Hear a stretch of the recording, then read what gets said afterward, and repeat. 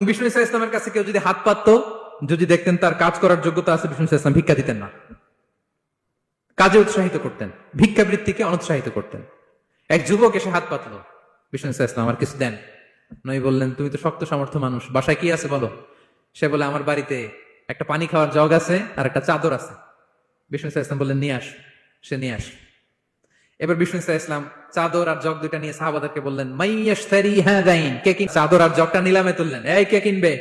মাইয়াশতারি হাদাইন, মাইয়াশতারি হাদাইন। একজন বলল, ফাকাল রাজুল আনা আখিযুহুমা বিদিরহাম, ইয়া রাসূলুল্লাহ, আমি 1 দিরহামে কিনবো। কয় দিরহাম? বিষ্ণু বললেন, 1 দিরহাম, 1 দিরহাম, 1 দিরহাম। মানে এর চেয়ে কেউ বাড়াবে কিনা?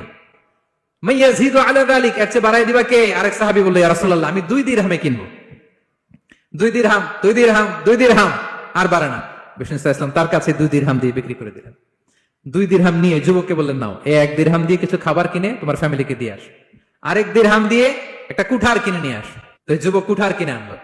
ফাওয়াদাআ লাহু আর-রাসূল সাল্লাল্লাহু আলাইহি ওয়াসাল্লাম ইয়াদান, রাসূল সাল্লাল্লাহু আলাইহি ওয়াসাল্লাম নিজ হাতে ওই কুঠারের একটা হাতল লাগাই দিলেন কাঠের। কারণ শুধু কুঠার দিয়ে তো হবে না, একটা হাতল থাকতে হবে না?